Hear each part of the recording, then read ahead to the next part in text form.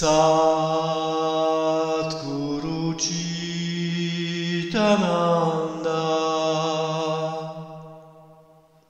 Akhanda Swarupa Namah Shivaya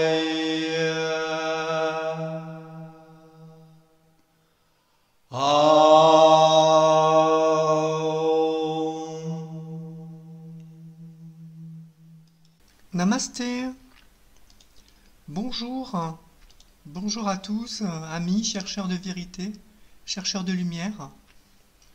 Aujourd'hui, nous arrêtons exceptionnellement sur une question de notre époque, celui de la transsexualité, de l'identité de genre, et de ce que le trika vivant peut nous en dire surtout, dans la vision directe, c'est-à-dire la voie de la reconnaissance, Pratyabhijna, Trika Shaiva. Et la première chose à poser avec la précision du trika, c'est ceci. Le trika n'aborde jamais la question des formes comme une question de valeur. Donc le genre, le sexe, l'apparence du corps, les modifications que ce corps peut connaître librement, tout cela fait partie du jeu de la Shakti. Le genre n'est pourtant pas une essence dans le trika. Il est une vibration particulière, une forme provisoire, un mode d'expression de la conscience avec un grand C. Le trika regarde le monde, les corps, les identités, comme de simples expressions de Shakti, des déploiements de cette puissance vivante. Et dès lors, le genre, qu'il soit homme, femme, trans, fluide, changeant, etc., n'est jamais un obstacle, ni un prérequis, ni un enjeu pour la reconnaissance. Dans la voie du trika, ce que nous appelons homme ou femme, masculin ou féminin, ce sont des jeux, des rôles, des ondes, dans le déploiement des tattvas. Ce ne sont donc pas des essences fixes, ce ne sont pas des vérités ultimes, car la vérité ultime, c'est la conscience nue. Tout le reste, c'est Shakti en action. Alors, le trika vivant, dans sa pureté, ne nie donc pas le genre. Il ne nie pas l'identité, comme on appelle en société. Il ne nie pas la souffrance ou la joie que peuvent bien sûr naître, selon les personnes, de l'exploration du dit genre.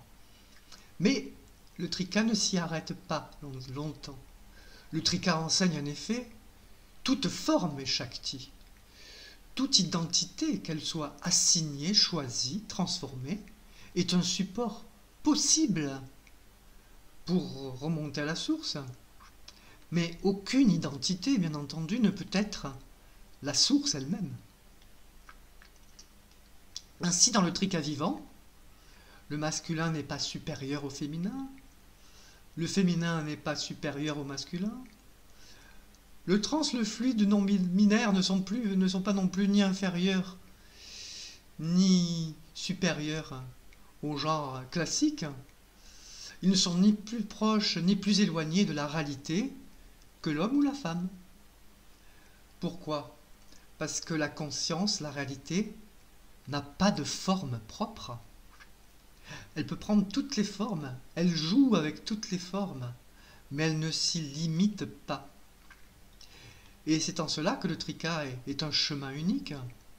Il ne demande pas de renier son identité, il ne demande pas non plus de la figer, bien sûr, de ne pas s'identifier autrement que dans un jeu ou dans un choix. Il invite à voir le jeu des formes pour ce qu'il est, un jeu lila, un jeu sacré, un jeu de Shakti, mais un jeu. Alors, que révèle la voie de la reconnaissance du trika vivant? Elle révèle ceci. Le genre, quel qu'il soit, ne définit pas l'accès à la réalité. Donc personne n'en est coupé, quel que soit son genre affiché.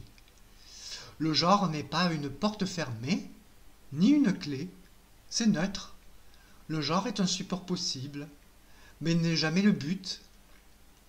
Dans la reconnaissance directe, ce que nous voyons, ce que nous goûtons, ce que nous vivons, c'est que tout ce qui apparaît, homme, femme, trans, fluide, au-delà ou en deçà des catégories, tout cela se lève et se dissout dans l'espace de la conscience.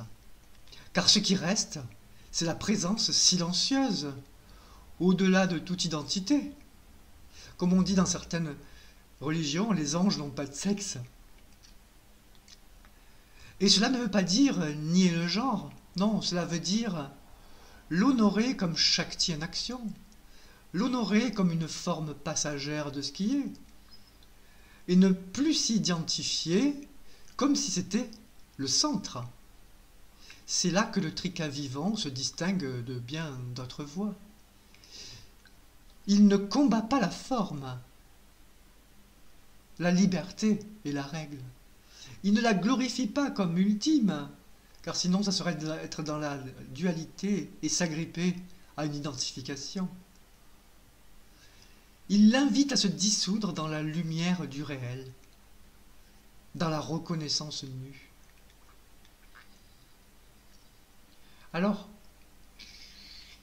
le corps, quel qu'il soit, homme, femme, trans, fluide, etc., le corps dans le trika vivant est vu comme un temple de Shakti sacré, le réceptacle dans lequel la réalisation est possible ici et maintenant.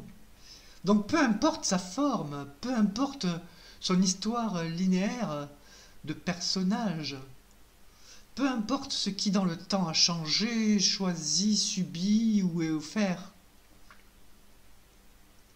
Le corps, qu'il soit masculin, féminin, transformé, transgenre, fluide, est le support vivant de l'énergie consciente. C'est le lieu où la Shakti déploie ses jeux, ses danses, ses créations, ses fusions. Ainsi, le genre, quelle que soit sa forme, n'est jamais rejeté par le trika. Mais il est dépassé, in fine, non pas par un combat, ni pour ni contre, mais par la lumière de la reconnaissance directe. Le trika enseigne en effet, honore la forme quelle qu'elle soit comme Shakti, voit que cette forme se lève dans la conscience Shiva et dépasse la dualité, dépasse la forme en restant ancré dans ce qui ne passe pas, ce qui est permanent, c'est-à-dire la conscience, dans le cœur, Hirdaya.